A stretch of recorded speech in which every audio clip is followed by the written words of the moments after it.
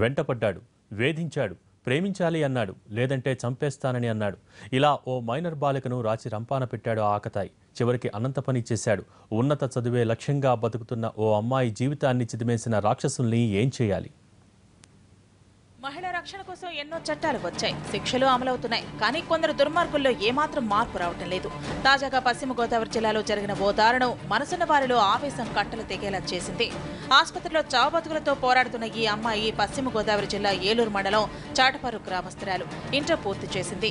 ఇదే గ్రామానికి చెందిన విక్కీ అనే యువకుడు ప్రేమ పేరుతో కొంతకాలంగా వేధిస్తున్నాడు. ఈ విషయాన్ని ఇంట్లో చెబితే అందరినీ చంపేస్తామని హెచ్చరించారు.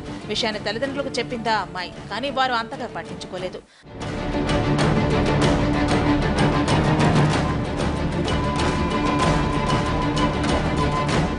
తల్లిదండ్రులు బయటకు వెళ్లడంతో ఇంట్లో ఒంటరిగా ఉందా బాలిక.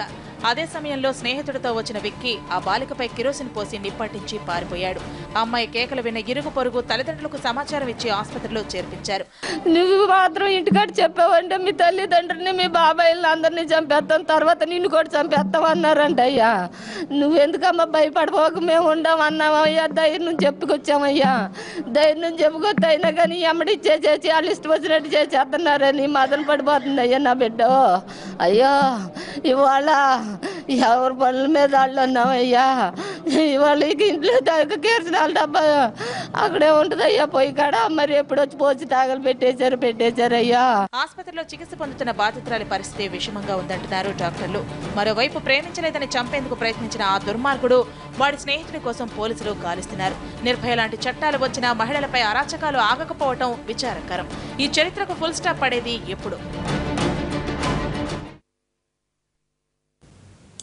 ఏలూరు మండలం చాటపర్రులో జరిగిన దారుణ ఘటనలో తీవ్రంగా గాయపడ్డ బాలిక ఆసుపత్రిలో చికిత్స పొందుతూ మరణించింది. దీనికి సంబంధించి మరిన్ని వివరాలు మా ప్రతినిధి మల్లికార్జున్ అడిగి తెలుసుకుందాం.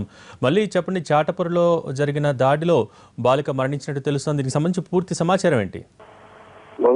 ఆకతాయాల ఆగడాలకు తట్టుకోలేక ఒక నిండు ప్రాణం బలైపోయింది. ఏలూరు రూరల్ మండలం చాటపర్రులో నివాసం ఉండేటటువంటి ఇందుమతి తను ఇంటర్ ఫస్ట్ ఇయర్ చదువుతుంది.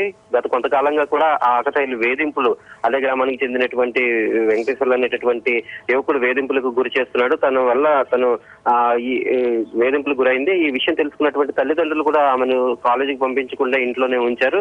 అయినప్పటికీ కూడా వేధింపులు ఆగకపోవడం, ఆ యువకుడు తరఫున వాళ్ళు తరచూ కుటుంబం పైన దాడి చేయడం వంటి ఘటనలు చోటు చేసుకున్న నేపథ్యంలో 2 రోజుల క్రితం కుటుంబ సభ్యులు పోలీస్ స్టేషన్ కూడా ఆశ్రయించారు. అయినా కూడా ఊర్లోనే తేల్చుకోమంటూ పోలీసులు కూడా చెప్పినట్టుగా తెలుస్తుంది. అయితే ఈ రోజు మధ్యాహ్నం ఆ బాలిక ఒంటరిగా ఉన్న సమయంలో 2 యువకులు వచ్చి ఆమె పైన కెరోసిన్ పోసి నిప్పంటించినట్టుగా కూడా బాలిక మెజిస్ట్రేట్ కు వాంగ్మూలం ఇచ్చింది.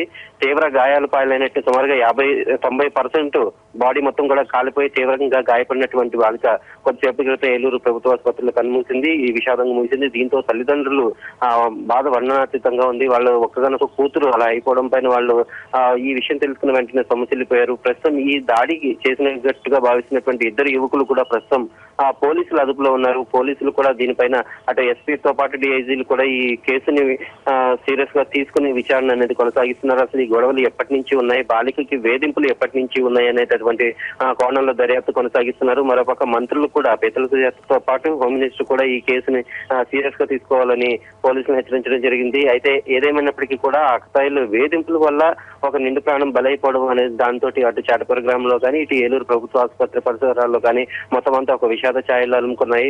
తరచూ ఇటువంటి ఘటనలు చాలా జరుగుతున్నప్పటికీ కూడా ఆ పోలీసులు స్టేషన్ లో ఆశ్రయించినప్పటికీ కూడా సరైన న్యాయం అప్పుడే చేస్తుంటే ఎటువంటి ఒక ప్రాణం అనేది పోయి ఉండేది కాదు. కానీ ఆ పోలీసులు పట్టించుకోకపోవడం, అటు పక్కన తల్లిదండ్రులు కూడా ఏమీ చేయలేని నిస్సహాయ స్థితిలో ఉన్నప్పుడు యువకులు మరీ రెచ్చిపోయి ఇంటికి వెళ్లి మరీ దాడులు చేసేటటువంటి పరిస్థితిలో వాళ్ళని కూతుర్ని కాపాడుకోలేకపోయామనేటటువంటి బాధను వ్యక్తం చేస్తున్నారు. ఇప్పుడు ఆ బాలికకి సంబంధించినటువంటి బంధువులందరూ కూడా ఆసుపత్రికి చేరుకుంటున్నారు. ప్రస్తుతం ఆసుపత్రి వద్ద కూడా చాలా విషాద ఛాయలు అనుకున్నాయి. Thank you Mallikarjun.